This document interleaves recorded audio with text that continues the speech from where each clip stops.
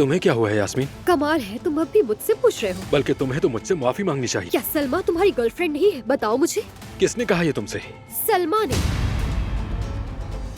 कुछ बेहतरी हुई है?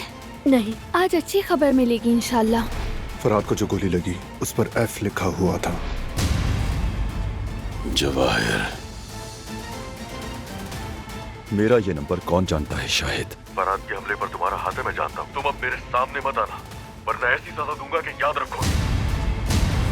मिलूंगा तो ना। दादी जान कहाँ है?